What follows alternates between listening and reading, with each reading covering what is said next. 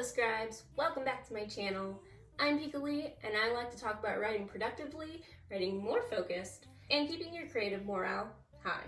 Here's a few reasons why podcasting is becoming the biggest platform for writers of all kinds. And just know this also sort of doubles as some things to think about when making your podcast. So you can also use this as a reference for how to create your podcast.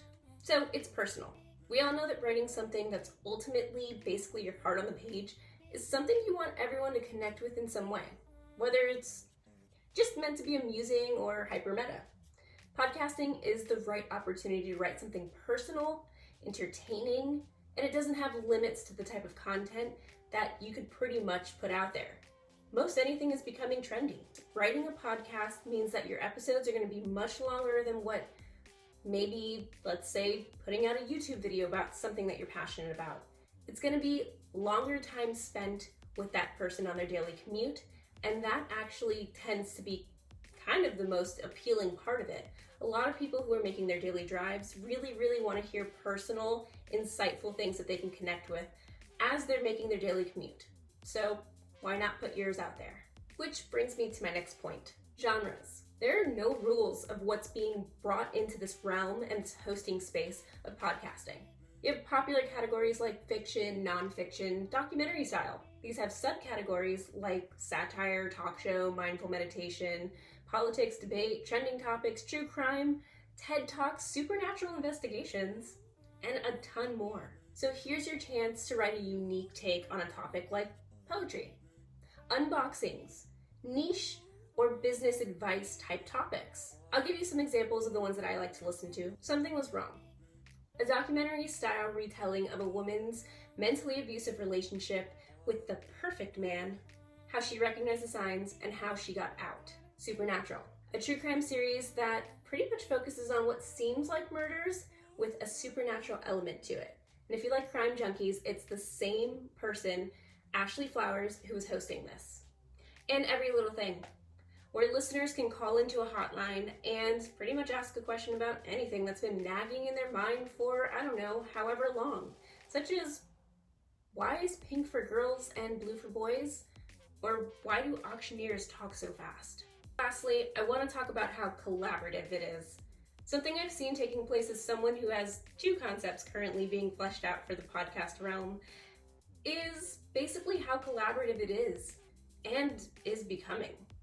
I've met so many people ready to start their own and willing to help out others because it's simpler to execute with some Amazon gear and basically a few YouTube tutorials.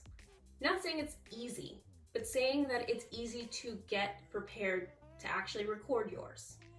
The best thing is coming up with concepts and bouncing them off of different people, family and friends. You need something that's pretty relatable. And so this is where being collaborative comes in. There's lots of feedback that you can get from everybody. It's also not visual, taking some of the stress off of looking good before getting into a booth. So you have some anonymity. Another great addition to collaborating is guest starring on someone else's podcast. That leads to pretty much more marketing. So if you can help out a friend who wants to do their own podcast and they're generating some pretty good amount of feedback and listeners, you can also collaborate with them on a special episode and then invite them back onto yours. It's also fun to buddy up with somebody so you can talk about a subject that you're both really interested in and have a co-host. So collaboration really comes in handy there as well.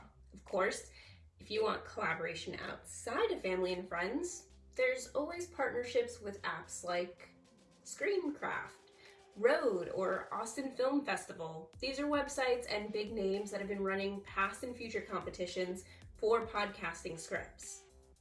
So what do you think? Is it worth it? Because I think it's a great opportunity for creatives to explore a new side of their writing. So let me know down below if you've been thinking of taking advantage of the podcasting space, or basically what your favorite podcasts are right now, because I'm always looking. And if you've made it this far, I'm going to link you to some really cool sites that may help you with your podcasting journey. One of them being Anchor FM, to build your free profile to start making money off of your podcasts through their ad space. And no, I'm not sponsored by them or any of these brands, but I personally am on Anchor FM, and you can find my podcast still turning out there. I'm still setting it up, but you can at least see what the profile looks like and what you'll need to start it. and I'll see you in the future, scribes.